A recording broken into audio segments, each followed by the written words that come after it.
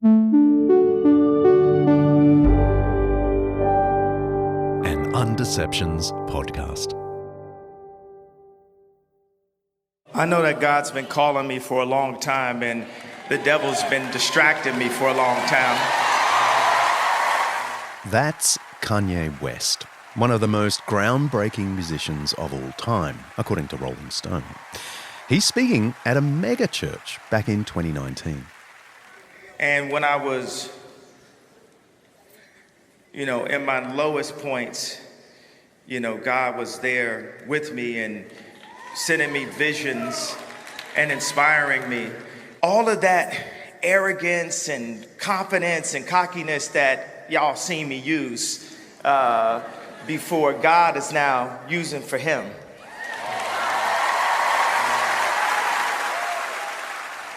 Kanye West's journey to Christianity is one of the most high-profile conversion stories, at least so far, in the 21st century. It was big news. It was also pretty controversial news. Kanye's confession of faith has been debated and analysed and questioned with every step he takes. Kanye might be one of the most influential musicians in the world. But this episode, we're talking about the conversion of the most powerful man in the world.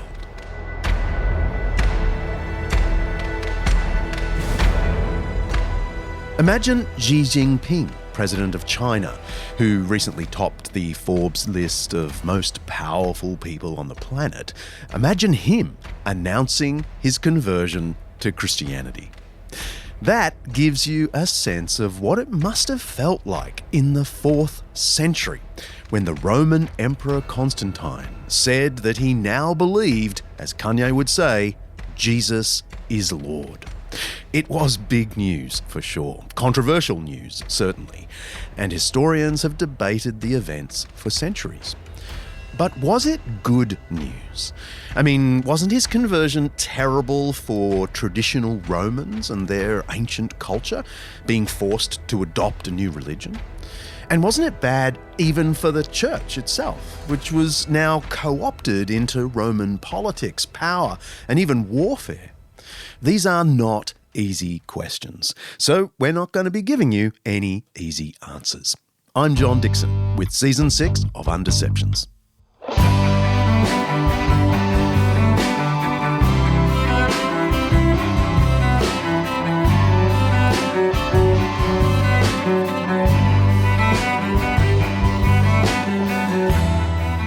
Undeceptions is brought to you by Zondovan's new book, Rembrandt is in the Wind, by Russ Ramsey.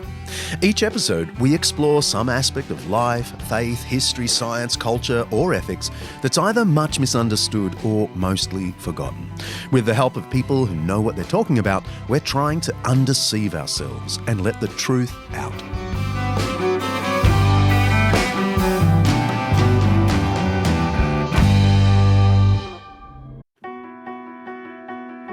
This episode of Undeceptions is brought to you by Zondervan Academic's new book, Jesus and the Powers, by N.T. Wright and Undeceptions' favourite, Mike Bird.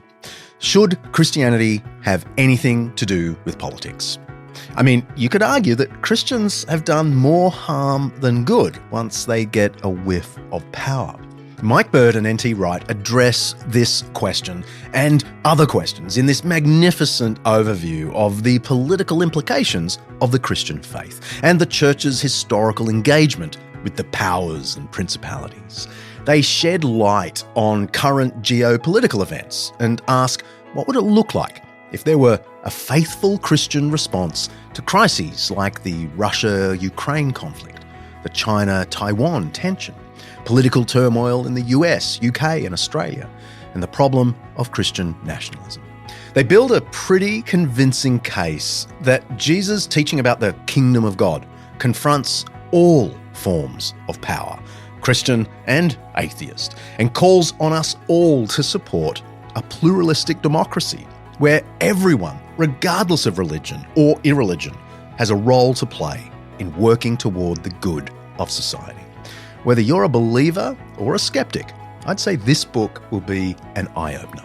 You can order Jesus and the Powers on Amazon, of course, or head to zondervanacademic.com/undeceptions to dig a little deeper and see if you really like it. That's zondervanacademic.com/undeceptions.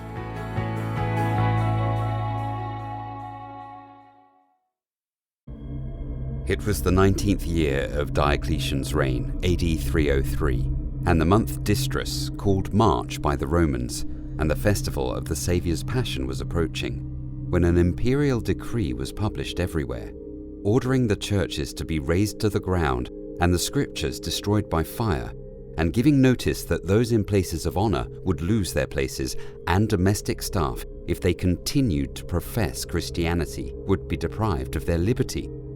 Such was the first edict against us. Soon afterwards, other decrees arrived in rapid succession, ordering that the presidents of the churches in every place should all first be committed to prison and then coerced by every possible means into offering sacrifice. Eusebius, History of the Church. This is 10 years before Constantine's conversion. Emperor Diocletian announces what historians today still call the Great Persecution against the Christians. It's the immediate backstory of the momentous change that would soon take place under Constantine. The church under Roman rule, from Emperor Nero back in the 1st century right up to Diocletian in the 4th, was forced to specialise in what you might call the art of losing well. We have many documented examples of Christians responding with good cheer to persecution. For example, we have a letter from a leading Christian intellectual of the 3rd century. His name is Tertullian, and he's writing to the local Roman governor named Scapula. Tertullian refers to the torture and execution of ordinary believers, and he boldly says to the governor, "We are not in any great perturbation or alarm about the persecutions we suffer from the ignorance of men, for we have attached ourselves to this sect, fully accepting the terms of its covenant.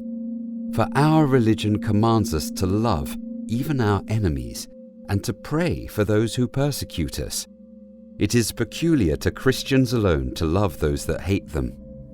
Tertullian goes on to mention what might be the first reference to mass Christian non-violent action. He threatens a mass turnout of Christians in Carthage before the governor and makes clear that Scapula will have to kill thousands of citizens if he really wants to put Christianity down. This was the year 215, but it's nothing compared to the great persecution under Emperor Diocletian nearly a century later. This persecution from 303 to 312 was unlike anything that had come before in intensity, duration, and geographical spread.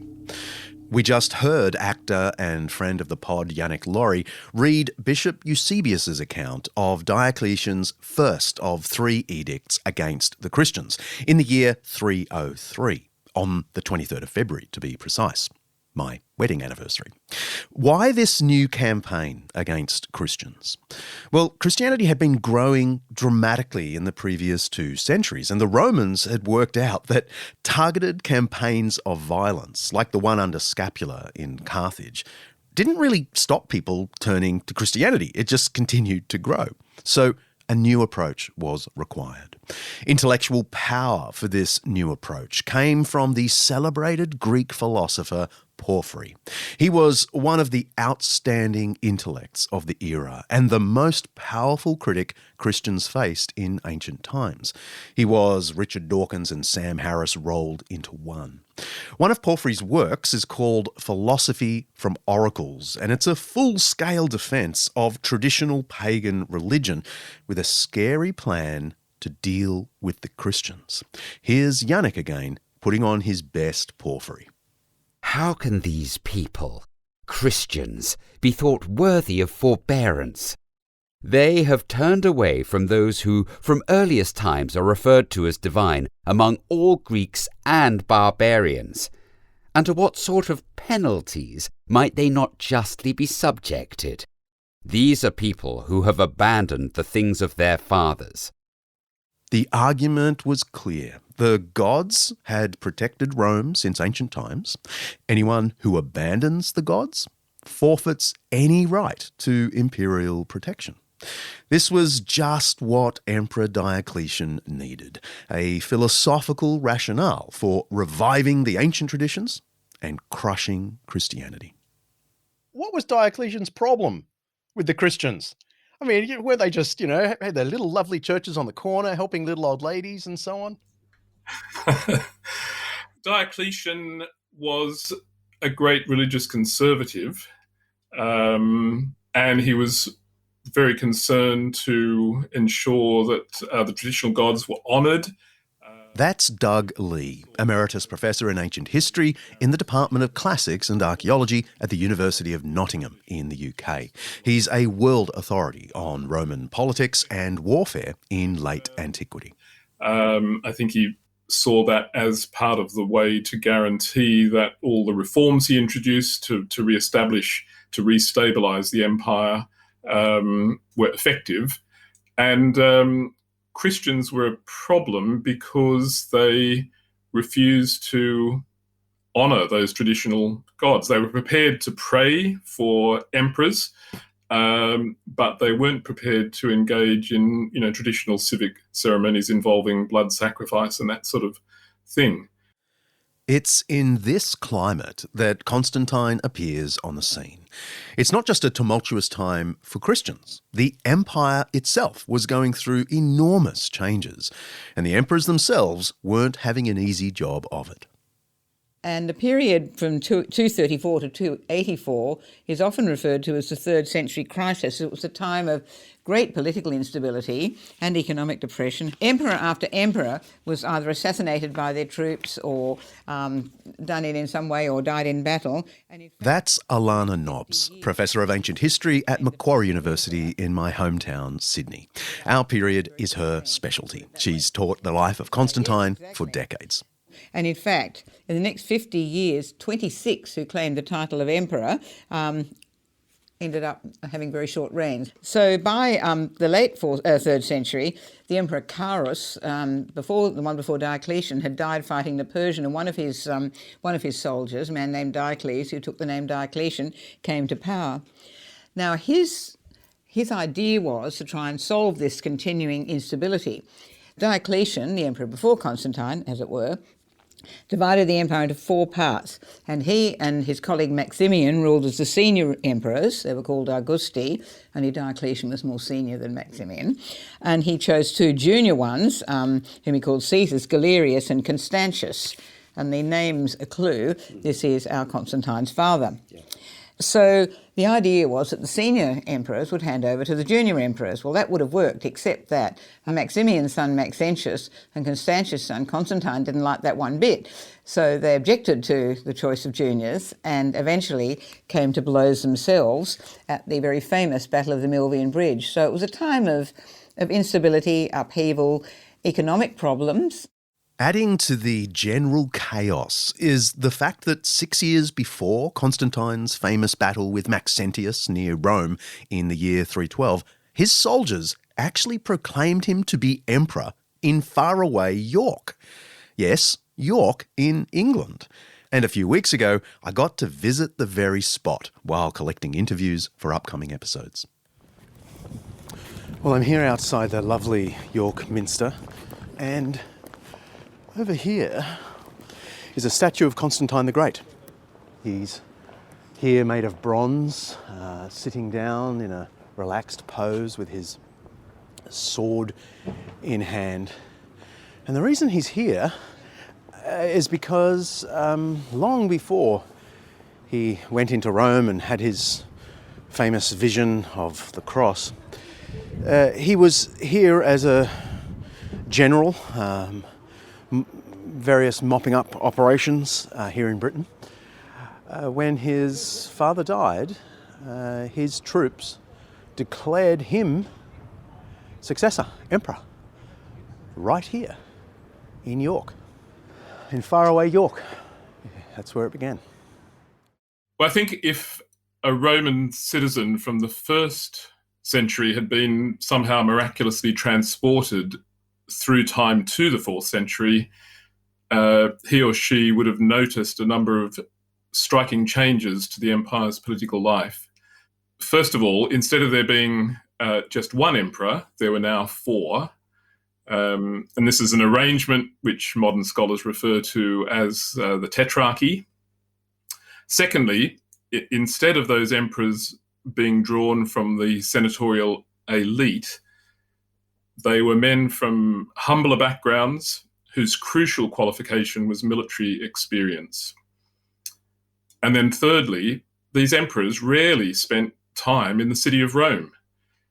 Instead, they spent their time in urban centres far removed from Italy, much closer to the eastern and northern frontiers of the empire. So 4 emperors and plenty of egos and chaos. Christianity, as we've already heard, was also experiencing trouble. The thing is, from what we can tell, the church's troubles were not reducing the number of Christians. What is the standing of the Christian church around this same time? For most of the second half of the 3rd century, the imperial government explicitly allowed Christians to practice their religion and churches to own buildings and cemeteries. That was after some years of persecution in the 250s. But that policy of toleration all changed in the year 303, when Diocletian began issuing a series of edicts specifically targeting the church. And those edicts ordered the destruction of church buildings, the confiscation of scriptures, and the imprisonment of clergy. And that's what's generally referred to as the Great Persecution. So those actions of Diocletian's imply that the church was a significant feature of the religious landscape in the Roman world by the early 4th century. And it's generally accepted that Christian numbers had grown significantly during those decades of toleration in the later 3rd century. But it's also generally accepted that Christianity was still only one religion among many in the empire, and unlikely to have comprised more than about 10% of the population. That's still a lot of people, though. Oh, yeah. If you're talking about a population for the empire of between 50, 60 million people, then if it was up to 10%, then that's, 5, 6 million people, which is, no small number. This is an important detail because there are exaggerations about the size of the church in this period. I've read some scholars say that about half the empire was Christian by this time. That'd be 20 to 30 million. Actually, I think I repeated that claim in one of my early books. Sorry about that. But there's a pretty strong consensus in the last decade or so amongst Roman historians that only about 10% of the empire was Christian by the time of Constantine. This makes it very unlikely that Constantine turned to Christianity for political reasons, as if he was trying to ride the wave of some new popular movement. The fact is, his conversion put him at odds with 90% of the population. Still, as Alana points out, 10% isn't nothing. There's quite a lot of evidence that the Christians were not negligible, even if they were 10%. I mean, for one thing, you have the Christian apologists and the polemic going on in the 3rd century, like Celsus and Porphyry. Now, they wouldn't have bothered if the Christians were negligible, would they? So that's an indication that they were... the fact that someone as great as Porphyry would write whole books against the Christians. That's right. It just shows you, and some hint that he may even have been quite exposed to it, actually, and then didn't like it. The fact that you've got all these polemics. Now, also, something we've been doing for many years at Macquarie is looking at the papyri from this time. These are pieces of... sort of not quite paper, but writing material made from the papyrus plant that have survived quite incidentally from ancient times. They weren't meant to survive. They were things written on scraps of paper or bigger bits of paper and have now been recovered because of the dry sands of Egypt have preserved them. Yeah, they're random leases and payment receipts for musicians and all sorts of weird things. Yeah, that's right. So exciting. Yeah. And I think in a way one might say that these do confirm the fact that Christianity had certainly permeated well into Egypt. From 256, that's the middle of the 3rd century, we've got an official order to arrest a man called Peter Serapis in a very small village called Mermertha. Now, normally when you want to arrest somebody, you say, so-and-so baker or, so-and-so stonemason. This says Pediceratus Christian, which strongly suggests that he's a church office holder. That's his job. Well, it's not proved, but that's very strongly suggesting. So in other words, a small village. And another one here that I absolutely love, this is one of my favourite papyri, I must admit, John. In February 304, there's a papyrus from a small village. It says in the former church, in the village of Chysis, Chysis, which is a tiny village outside Oxyrhynchus. Now, it's pretty negligible. But why is it called the former church?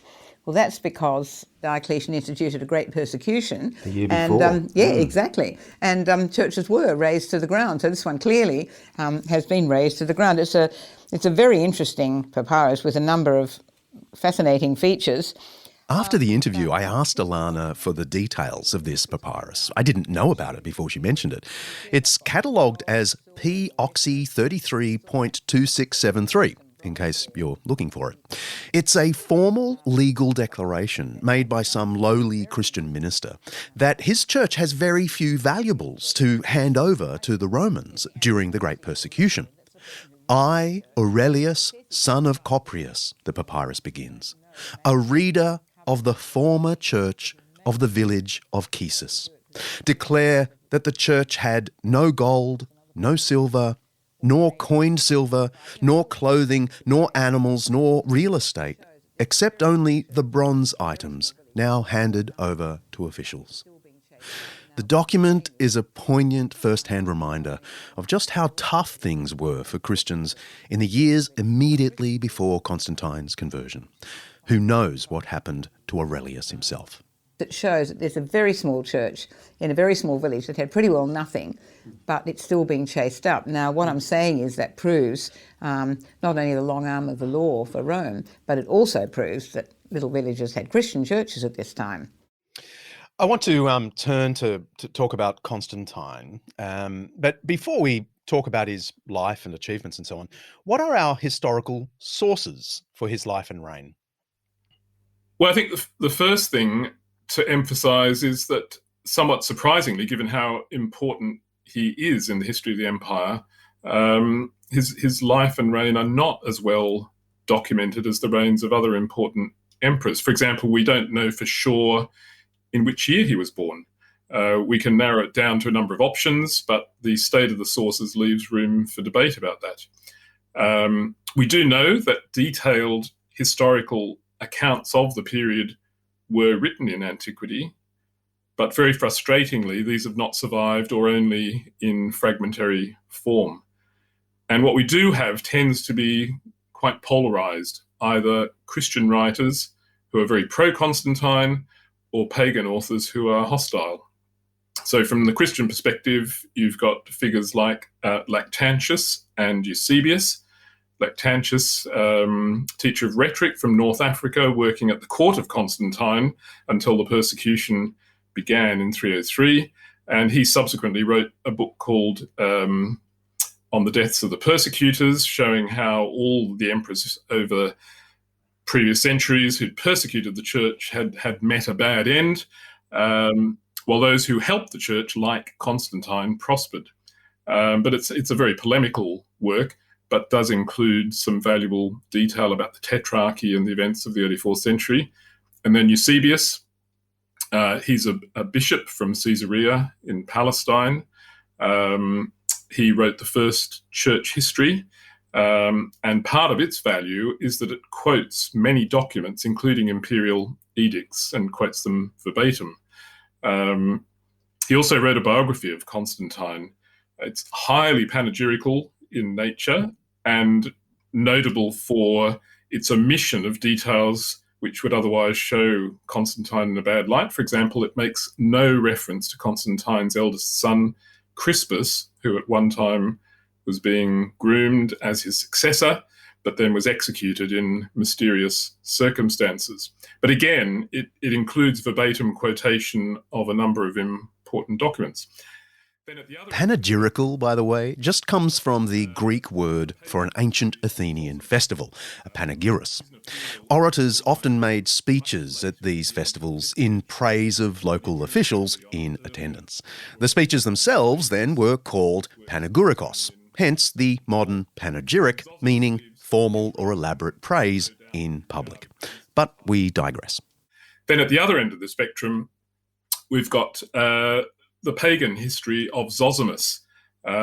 He's an imperial official writing much later at the end of the 5th century, but he drew heavily on an earlier historian named Eunapius, whose work survives only in excerpted form. And Zosimus leaves his readers in no doubt that he regarded Constantine as a very bad thing for the empire because of his abandonment of the traditional gods. A final important historical account is a short work known as The Origin of Constantine. We don't know who the author was, but it was probably written in the later 4th century. Its focus is on political and military events down to the years in the mid-320s, with very little comment about religious matters. So that might imply that it was written by a pagan author. But if so, then he was a pagan who was broadly sympathetic to Constantine. So we've got those historical accounts, and then alongside them, we have a number of panegyrics delivered before Constantine. They're full of effusive language, but one can sometimes make deductions from that, which are valuable. Sorry, I can't resist chiming in with one of the panegyrics we know about, which was delivered before Constantine himself. A Christian priest was carried away at Constantine's conversion and declared in public that Constantine was, quote, destined to share the empire of the Son of God in the world to come. Yes, apparently Constantine was going to help Jesus rule heaven forever. Constantine told him to shut up and get back to praying. True story. We have the text of many of his laws preserved in later codifications. And very importantly, we have documentary sources, inscriptions and papyri, as well as coinage. And these documentary sources can be particularly important controls when navigating the biases of the historical accounts. Okay, so we have decrees and laws, a few complementary accounts by people like Eusebius and Lactantius, and semi-critical accounts like the one from Zosimus. What can we cobble together from all of this about how Constantine the Great became the Great? How did he rise to absolute Roman power? I suppose it's important to emphasise that Constantine didn't come to power in one sort of big bang. It actually involved 3 stages spread out over nearly 2 decades and in widely separated locations. So the first stage took place in 306 in northern Britain, specifically in York. Constantine's father was one of the original tetrarchs, and when his father suddenly died in 306 in York, the troops stationed there acclaimed Constantine as emperor. So at that stage, he just controls the westernmost provinces of the empire. Stage 2 takes place in 312 in Italy, and specifically the city of Rome. This is probably the best known stage. And the background to that is at the same time as Constantine has himself declared emperor in 306, the son of the other retiring tetrarch, Maximian, has himself proclaimed emperor in Rome. He's a guy called Maxentius, and a number of the other tetrarchs further east in the empire try to dislodge him from Italy and fail. And Constantine, eventually in 312, takes on that task, marches his forces across the Alps, down into Italy, and defeating various of Maxentius' generals on the way, and then finally confronts Maxentius himself north of the city of Rome, near the Milvian Bridge. And in the ensuing battle, as we know, Constantine defeats Maxentius, who drowns in the river Tiber trying to escape back to the city. So now Constantine controls the western half of the empire. The victory at Milvian Bridge on 28th of October, the year 312, would be just another battle among thousands in Roman history, were it not for Constantine's startling announcement that he had won the encounter with the assistance of Jesus Christ. This is the moment of his conversion. According to Constantine's own account, given directly to Eusebius, in the days before the confrontation with Maxentius, Constantine had been reflecting sort of philosophically on the inadequacies of the Greek and Roman gods, and he was pondering monotheism, the belief in one God. Constantine says that shortly before the battle with Maxentius, around midday, he saw a sign of pure light in the sky in the shape of a cross. The cross was apparently inscribed with the words "In hoc signo vinces," in this sign conquer. Constantine went to bed later that evening, confused and disturbed by what he had seen, and he was visited in a dream. Eusebius reports, in his sleep, the Christ of God appeared to him with the same sign which he had seen in the heavens, and commanded him to make a likeness of that sign which he had seen in the heavens, and to use it as a safeguard in all engagements with his enemies. So that's what Constantine did. He put it quickly, very quickly it must have been, on the shields of all his soldiers. It's what we call the Chi Rho. Chi and Rho are the first two letters of Christos in Greek. And while he didn't invent the symbol, it's quite important actually, that Christian symbol. It had a pre-existing Egyptian history and others. He certainly made it his own so that from then on it becomes identified with Christianity. The Chi Rho is formed by superimposing the Greek letters Chi, or K, and Rho, or R, which look like a capital X and a capital P. We'll pop an image of it in the show notes, or you can just Google Chi Rho symbol. Anyway, within a few days, Constantine defeated the larger army of Maxentius. The western region of the Roman Empire, from Italy to Britain, was now Constantine's. What do we make of all of this? It's pretty clear to me, reading the sources, that Eusebius is at least honestly relating what Constantine told him. Eusebius admits that he only feels comfortable recording the incident because the emperor, quote, confirmed his statement by an oath. Whatever explains these strange happenings in October AD 312, this was a genuine and totally unexpected turning point in world history.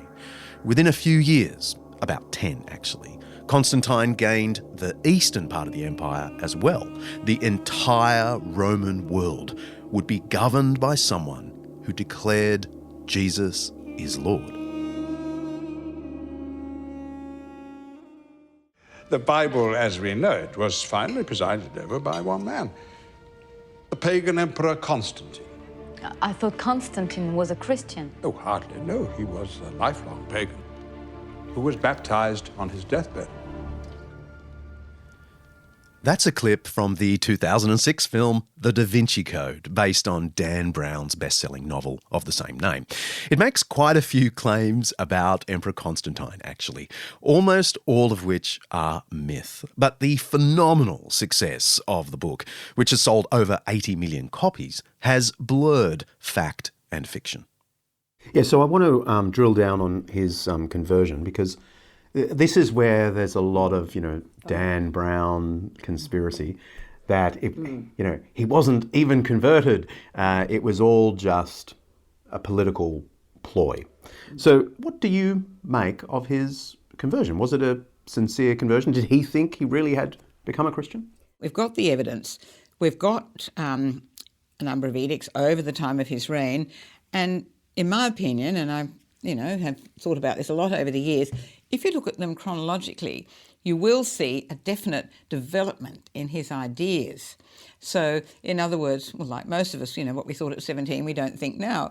Well, in many ways. So this is what we see. We see a gradual, continual development, both in his style. His own style has been detected in these letters, or many of them, and edicts, plus the fact that his understanding grew. So while it is debated whether he had an actual conversion on the night when he saw the sign, and what was the sign anyway, and what difference did it make, he suddenly expect his whole life to change. It's not like that. But what you do see, I think, is a gradual recognition of what he let himself in for, if you like. He kept bishops, particularly Hosius, in his entourage. He kept advisors. He asked them things. As an emperor, he doesn't have to consult bishops, So I think you see a development over his lifetime that I personally find quite convincing. And he does have some good phrases. I was going to find, I think towards the end of his life, I've got some good ones here.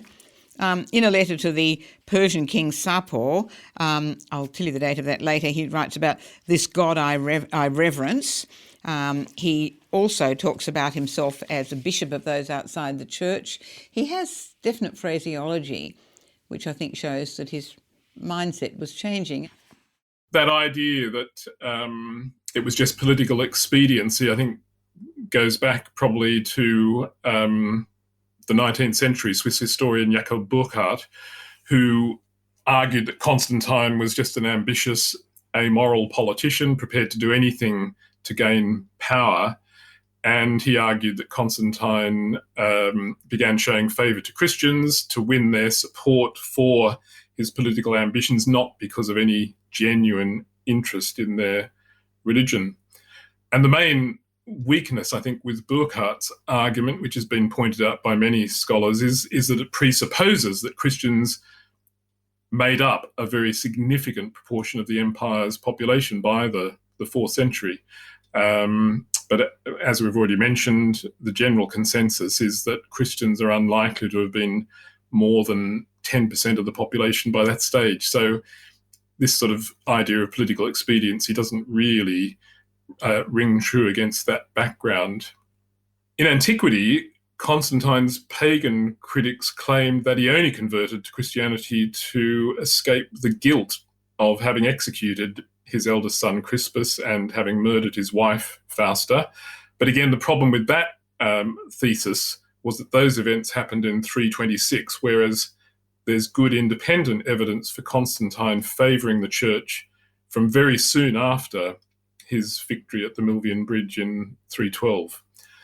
So that brings us back to the events leading up to that victory and the various accounts of the vision or dream, which, as you've said, those accounts are a bit muddled with regard to the various details. But the idea of a commander using the report of a divinely inspired dream or vision, promising victory, to instill morale in his troops has a very long pedigree in Roman history. And I can well imagine Constantine using something like this on the eve of a battle in which the odds were by no means in his favour for pragmatic reasons. And then, when he achieved success, it was natural for him to think that it would be sensible to honour the deity in question. So the missing piece in this is why he presented his dream or vision as referring to the God of the Christians. And I think part of the answer to that is that we know there were Christian priests in his entourage by this time. And we can easily imagine them encouraging his thinking in this direction. So I think of Constantine's conversion in terms of his approaching the battle with a very traditional religious mindset, except that the God on whom he pins his hopes is the Christian God. His victory then validates that trust, and he begins honouring the Christian God in various ways. But as all of that implies, his understanding of what Christianity entails is at this stage quite limited. And he then spends, as it were, the rest of his reign and life working through the wider implications of that commitment that he's made at that point. Yes, he's not exactly a first-class theologian at any point in his reign, is he? No. But some of the proclamations you see and speeches that he allegedly made, do they convince you that he was, in the end, a man of, to the degree we can tell at this remove, sincere Christian conviction?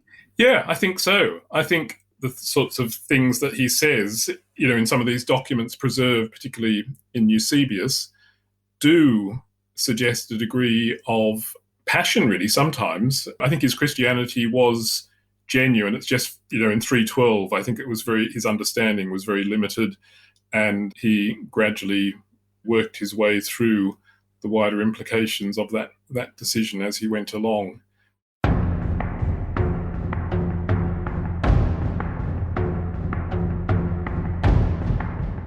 Many today have trouble understanding why, if Constantine really was a Christian, he was only baptised on his deathbed instead of at the moment of his conversion back in 312. The simple answer is that's just how lots of people did it in this period.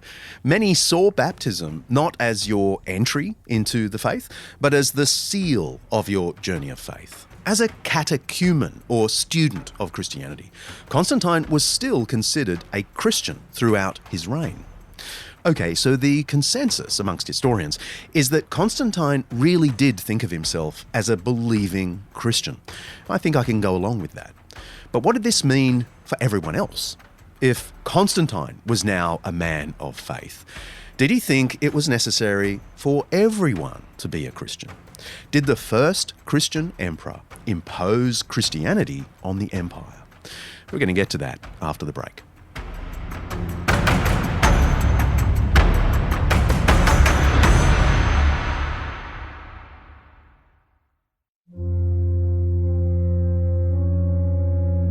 Quod cumiistem a nobis indultum esse per videas, intelligit dicatio tua, etiam aliis religionis suae, vel observantiae potestatem, similiter aper... We think the opportunity should be denied to no one whatsoever who has given his attention to the observance of the Christians, or to that religion which he feels to be most suited to himself, so that the highest deity whose religion we foster with free minds may be able to show to us in all affairs his customary favour and benevolence. All who have the wish to observe the religion of the Christians may hasten to do so without any worry or molestation. Since you see that this has been granted by us to these same Christians, your devotedness understands also that to others as well the freedom and full liberty has been granted in accordance with the peace of our times, to exercise free choice in worshipping as each one has seen fit. This has been done by us so that nothing may seem to be taken away from anyone's honour or from any religion whatsoever. Neque quicquam honori, neque quicquam religioni, aliquid a nobis detractum videatur. It kind of sounds like a modern document, doesn't it? It's the sort of thing you can imagine Thomas Jefferson writing in that Enlightenment spirit of toleration. But it's the Edict of Milan from February 313. It's a proclamation establishing toleration for both Christianity and pagan religion in the Roman Empire. It was the outcome of a political agreement reached at Milan between Constantine and his eastern co-emperor Licinius. I want to ask you about whether he forced everyone to be a Christian, because that's what you often hear. I don't think there's any evidence for Constantine forcing people to become Christian, and it wouldn't really have been in his political interests to do so in 312, while the overwhelming of the majority of the empire's population remained pagan, and especially while he still only controlled half of the empire. The so-called Edict of Milan, which he and Licinius agreed the text of early in 313, the year after the Battle of the Milvian Bridge, was explicit that the two emperors wished to guarantee the freedom of individuals to follow whatever religion they wished. One of the interesting features is it still uses that sort of ambiguous language when it talks about whatever divinity there is in the heavens. But at the same time, it's noteworthy that Christians are the one religious group who are explicitly mentioned, and that must surely reflect Constantine's influence in the formulation of the text. And of course, they'd been persecuted for a number of years immediately before. Yeah, so it's not surprising that they are singled out for specific mention in that way. I mean, once Constantine has control of the whole empire after 324, it would have been less surprising, I think, if there'd been a hardening of his attitude towards pagan practices. And there is some evidence for that. We know that a small number of pagan temples in the eastern provinces were destroyed, but there appear to have been specific reasons for each of those cases. For example, various temples of Aphrodite, which were especially associated with ritual prostitution. Some sources suggest that Constantine might have banned pagan blood sacrifice in his later years. But again, there's a lot of debate because the evidence is not absolutely clear on this. It certainly does look like Constantine raided the treasuries of temples to fund his building projects. But in none of that is there any sense of forcing people to become Christians. And in fact, we find him extending favour to pagans in various contexts. And it's also interesting that Constantine never relinquished the title of Pontifex Maximus, chief priest, which emperors had always held and which was associated with Rome's traditional pagan cults. But he retains that office right to his dying day. But I don't think there's any sense in which Christianity was the empire's official religion by the end of Constantine's reign. Certainly it was a favoured religion, but not official. Actually, there's a lovely line in one of Constantine's later letters where he says the reason he doesn't want to impose Christianity on the empire is that he doesn't want to turn people off the faith. More about that one in a moment. The insight is a good one, but sadly it's one that was forgotten 2 generations after Constantine. Emperor Theodosius in the 390s did impose the Christian faith. To be precise, in a law of Theodosius dated 16th of June 391, the emperor decreed, quote, "No person shall be granted the right to perform sacrifices. No person shall go around the temples. No person shall revere the shrines." He adds that any officials found engaging in such pagan activities will be fined 15 pounds or 7 kilograms of gold. That's a ridiculous sum. So, 54 years after the death of Constantine, and 360 or so years after Jesus himself, the old Greco-Roman religions were declared illegal. So Constantine did not impose Christianity on the empire, but he did promulgate laws that benefited Christians, starting with some pretty cool tax breaks. Habeat unus quisque licentiam sanctissimo Catholicae venerabili concilio decadens bonorum, quod optavit relinquere. Every person shall have the liberty to leave at his death any property that he wishes to the most holy and venerable council of the Catholic Church. Theodosian Code 1624.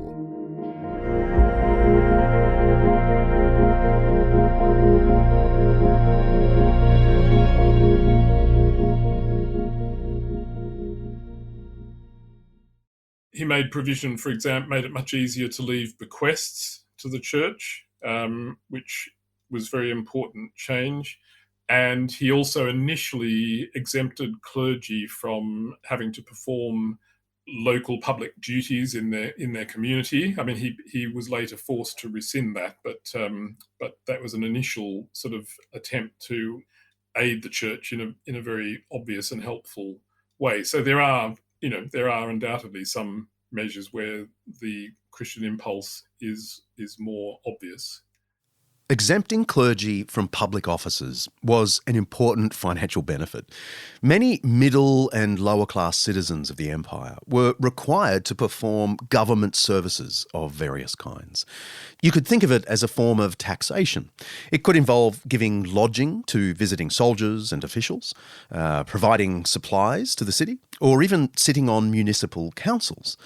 And these public offices were often onerous, particularly the ones that involved you having to take time out of your regular work.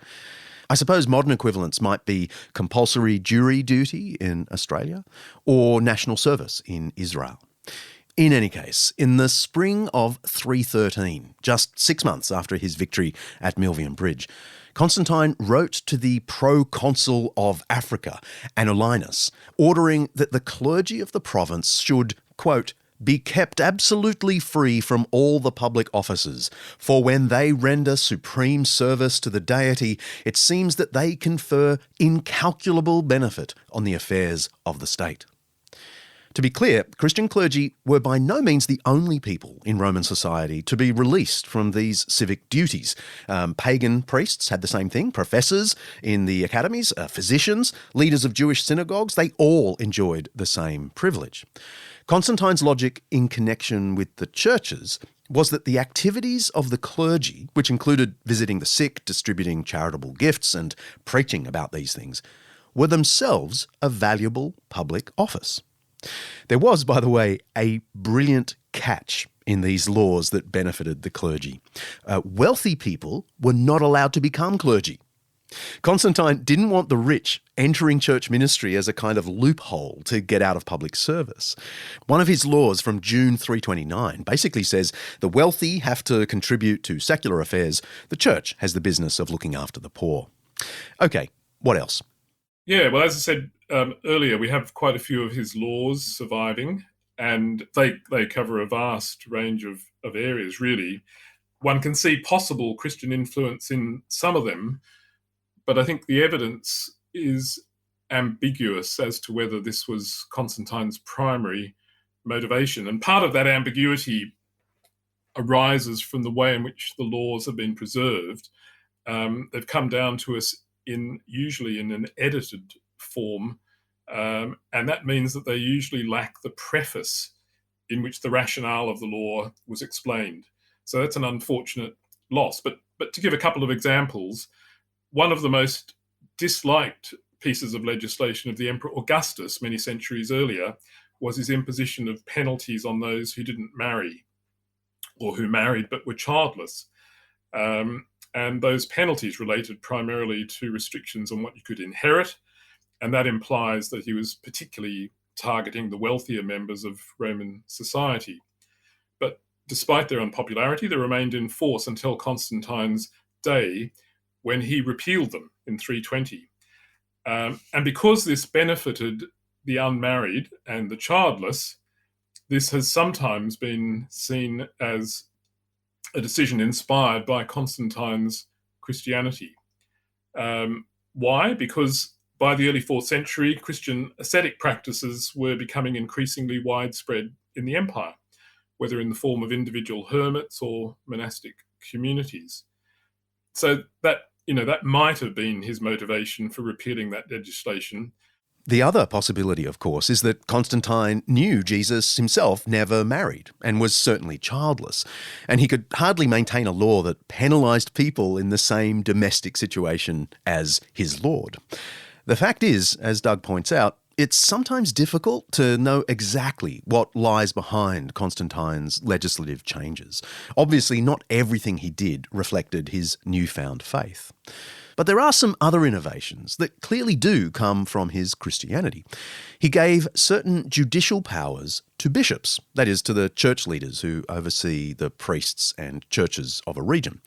Even if Christianity made up only about 10% of the Roman population, that still means bishops had spiritual and moral authority over about 5 million people. That really freed up the secular courts. Thanks to Constantine, bishops could settle civil cases among believers. Things like loan disputes, property claims, family feuds, and so on.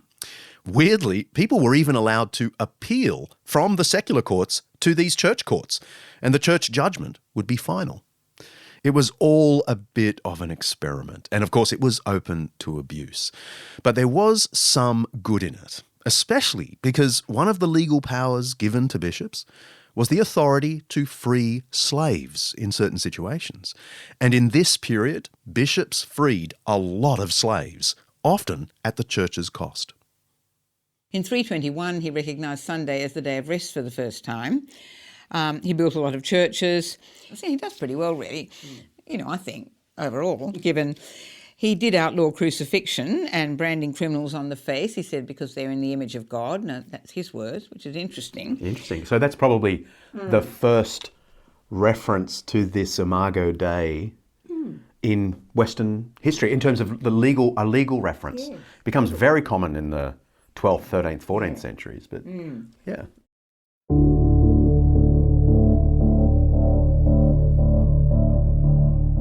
Alana's passing remark about Constantine building churches is actually pretty significant.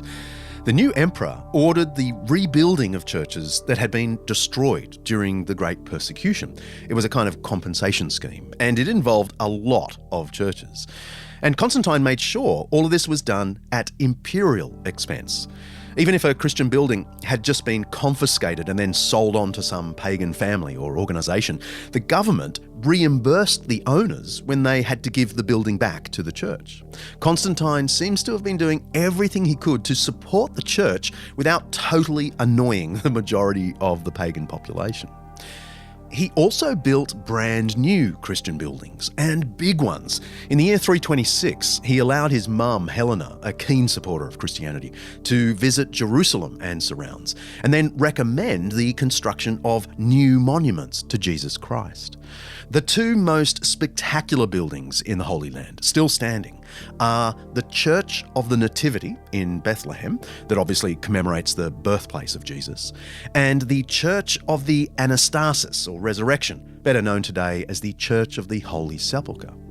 This Church of the Holy Sepulchre is pretty special, actually. It was built directly on top of a first century tomb that local Jerusalem Christians insisted was the very sepulchre or tomb of Jesus.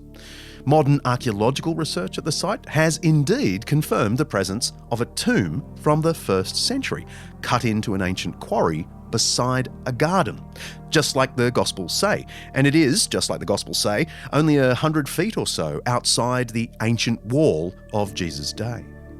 I take regular history tours there, and it's really difficult to help people see past the gaudy hyper-religiosity of the grand labyrinth of buildings, which is now run by 5 different denominations. But I ask people to try to picture a quiet garden tomb just beyond the hustle and bustle of the ancient city and let their imagination run wild. Admittedly, not many end up feeling the presence of Jesus in the spot, but everyone sees the lasting impact of Constantine the Great.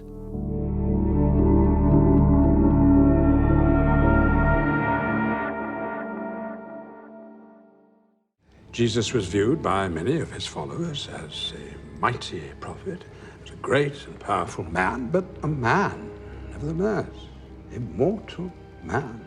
Not the Son of God? Not even his nephew twice removed. Constantine did not create Jesus' divinity. He simply sanctioned an already widely held idea. Semantics. No, it's not semantics. You're interpreting facts to support your own conclusions. Facts for many Christians. Jesus was mortal one day and divine the next. For some Christians, his divinity was enhanced. Oh, absurd. There was even a formal announcement of his promotion. They couldn't even agree on the Nicene Creed. Excuse me. Who is God? Who is man? How many have been murdered over this question? That's another clip from the Da Vinci Code movie, keeping alive one of the myths about Constantine. From the year 312 to 324, Constantine rules only the western part of the empire, remember. But in 324, he defeats his eastern counterpart, Licinius, and he becomes the sole emperor of East and West. You might have thought he would then start to impose his Christianity, but he in fact reiterates the earlier Edict of Milan. We have a public letter from Constantine written in the wake of his victory against Licinius, and in it he explains that he's not going to remove the traditional Roman practices. His reasoning is intriguing. He admits he would love to see the end of pagan rites, but he then says he knows that that would harden people against Christianity and, quote, discourage the hope of any general restoration of mankind to the way of truth.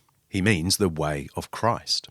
In other words, banning paganism would backfire and work against his hope that everyone would choose Christianity. For it may be, he muses, that this restoration of equal religious privileges to all will prevail to lead them, the pagans, into the straight path. Let no one harass another, but let everyone do as his soul desires. There is general agreement among scholars, if not Dan Brown fans, that Constantine's main concern throughout his 25-year reign was civic harmony. Following the awful atrocities and civil unrest of his recent predecessors, he wanted his empire to enjoy what he described as a life of peace and undisturbed concord for Christian and pagan alike. Sadly, though, there was a dispute within the church itself that was reaching boiling point at just this moment. I want to ask you about Constantine's support for the church as an institution and for Christianity as his favoured religion. But let me roll it into the question of the Council of Nicaea. One often hears that, that Nicene Council in 325 was, a big theological agenda. Constantine wanted to elevate the teacher Jesus to divine status so that he could have a controlling God over the Roman world. What really went on with Nicaea and Constantine's support? Well, I think the Council of Nicaea was Constantine's attempt to solve a problem which he inherited when he acquired control of the eastern half of the empire in 324. And the source of the problem was this theological disagreement which emerged in the church in Alexandria in the early 320s. So we've got a local clergyman named Arius who had been wrestling with the conundrum of the Trinity, and more specifically, the relationship of the Father to the Son. And at the risk of oversimplifying, Arius' problem was this. In his view, the Father must have created the Son, but if so, then the Son in some sense must have been inferior to the Father. Now, the Bishop of Alexandria at that time was not happy about this, particularly when Arius started preaching along these lines to his congregation. As far as the bishop in question, a man, his name was Alexander, was concerned, Arius' views cast serious doubt on the Son's ability to save humans. And so there are a number of attempts to resolve the issue locally. Those failed. And soon after Constantine's defeat of Licinius, he was made aware of the issue and the way it was dividing the church. And initially, he tries to persuade Arius and Alexander that they were quibbling over trivial matters. Whether that reflects Constantine's theological ignorance or just part of a deliberate strategy is unclear. What is clear from the letter that he wrote to them and from other evidence is that Constantine prized divine blessing on his rule above everything else. And he was worried that any divisions in the church would earn God's disfavour. So his eventual attempt to resolve the situation was to gather as many bishops as possible in one place to agree a statement of belief. And in the end, more than 300 bishops came together in Nicaea in northwest Turkey, and nearly all were persuaded or cajoled into agreeing to that statement, which we know as the Nicene Creed. And the crucial phrasing in the creed, as far as the dispute with Arius was concerned, was that the Son was of the same substance as the Father. In the end, Arius decided he couldn't accept this wording and so was exiled, and the issue was to rumble on throughout the rest of the 4th century and even beyond. But the idea that Constantine was trying to use the council in the sort of way that your question was describing, I think is really quite fanciful. Credo in unum Dominum Jesum Christum, Filium Dei unigenitum, ex Patre natum ante omnia saecula, Deum de Deo, Lumen de Lumine, Deum verum de Deo vero, genitum non factum, consubstantialem Patri, perquem omnia facta sunt. We believe in one Lord, Jesus Christ, the only Son of God, eternally begotten of the Father, God from God, light from light, true God from true God, begotten, not made, of one being with the Father. That's the Nicene Creed, as agreed upon at the Council of Nicaea, 1,697 years ago.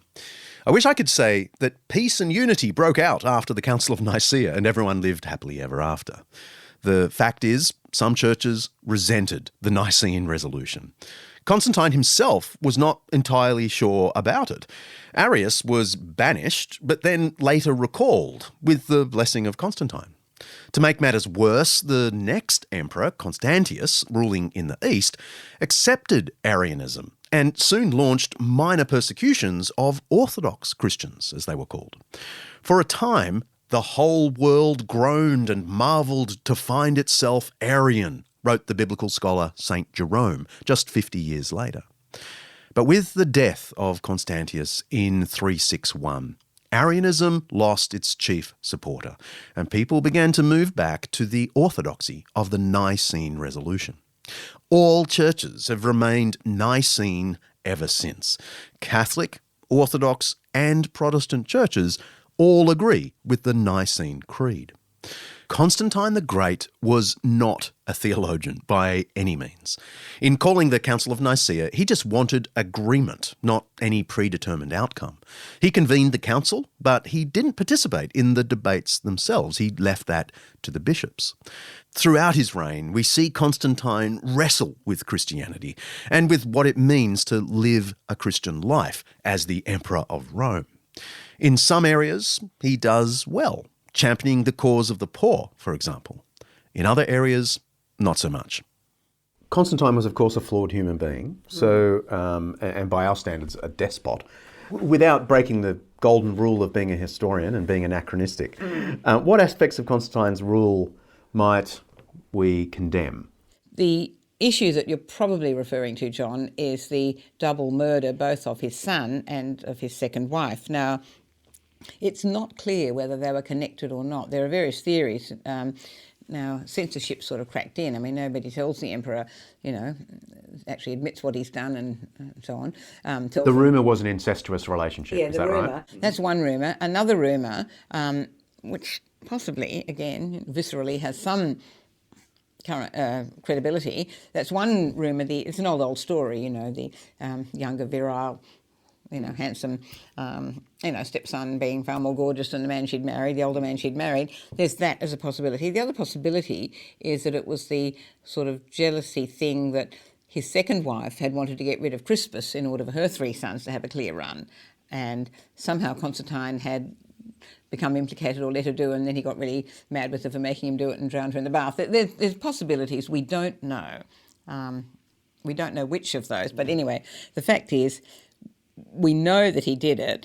The Christian sources don't say very much about it, but interestingly, of course, the hostile pagan sources really take that one up. And not unreasonably, it obviously caused a lot of attention at the time. And the later pagan sources say that Constantine needed forgiveness for these horrendous crimes against his family.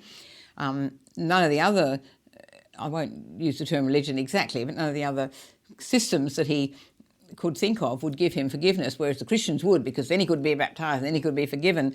Oh, so they psychologised his conversion as desperately trying to assuage his guilt. Trying to atone for what he'd done. So in other words, there's no doubt he did it, ordered it, no doubt at all. Yeah. So that's a pretty nasty one. There's another nasty aspect of Constantine's reign. He legislated against the Jewish people. There had been a long history of Roman resentment and mistreatment of the Jews. The Romans had crushed two major Jewish revolts, one in the 1st century and the other in the early 2nd century. But there hadn't been any permanent attempt to legislate against the Jews.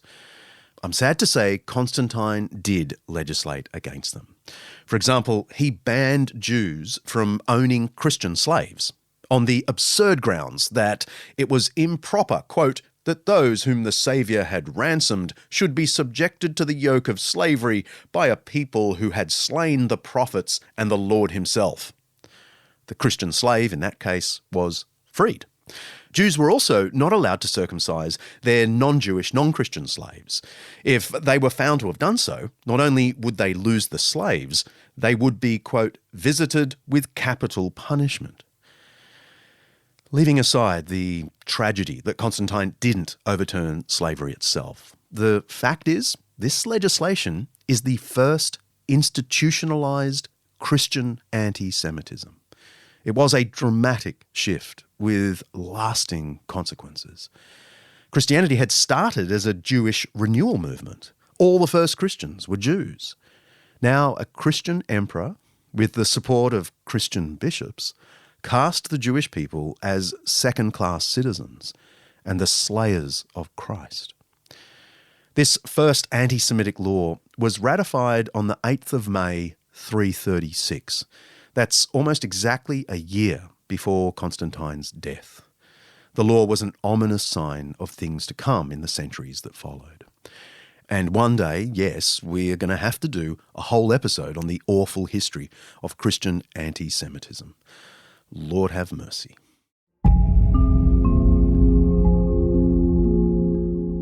The emperor fell ill shortly after Easter in the year 337. He travelled to the spa town of Helenopolis, hoping to find some refreshment, but when it was obvious he was in terminal decline, he went back to Nicomedia and asked the bishop there to baptise him. He took off his purple robes, replaced them with the simple white of a disciple, and entered the waters.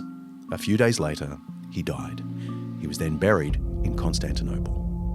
How would you summarise the legacy of Constantine's rather long reign? His legacy for society and the church?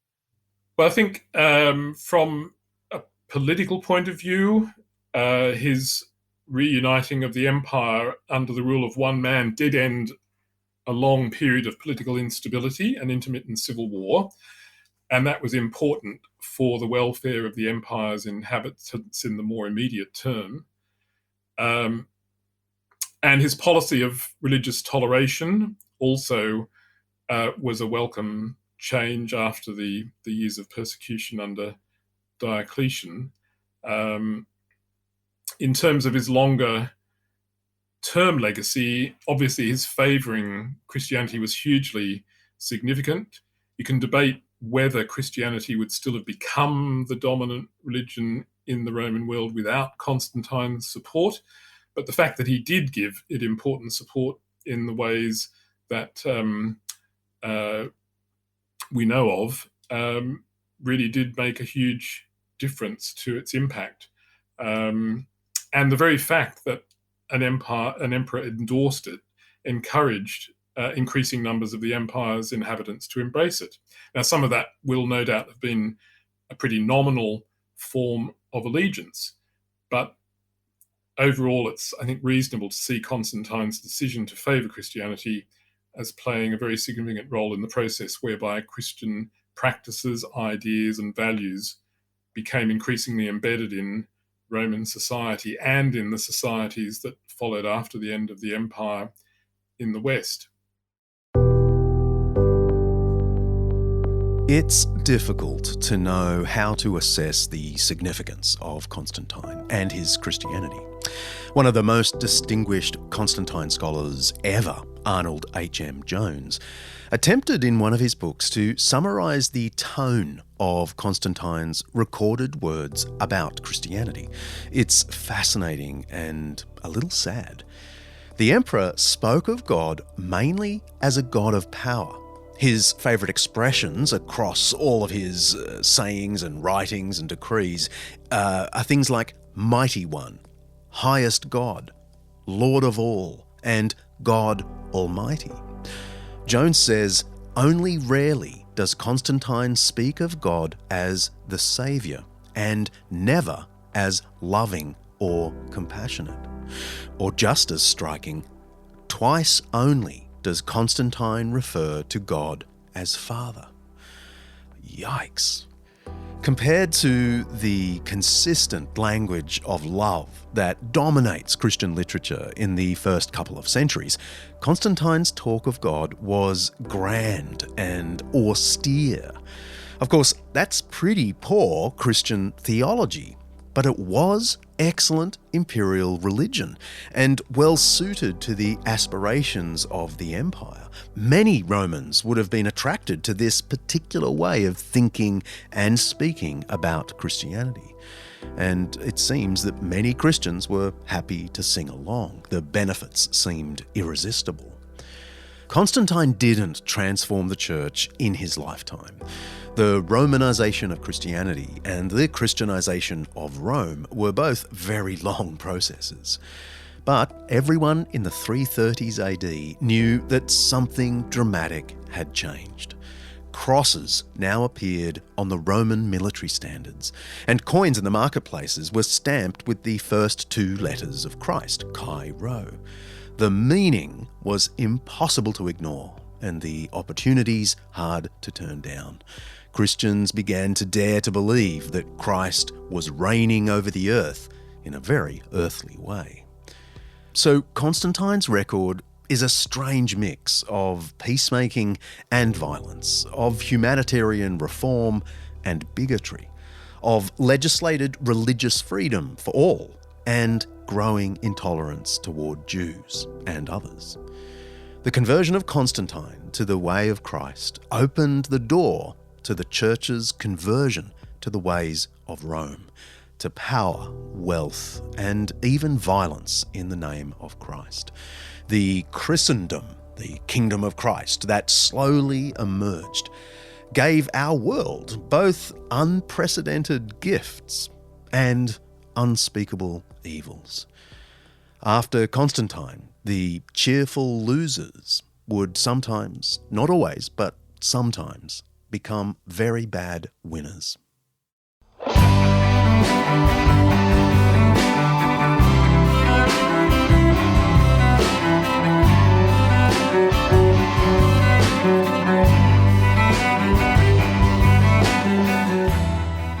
Well, it's great to be back for Season 6 of Undeceptions, and we have a lot to look forward to in 2022.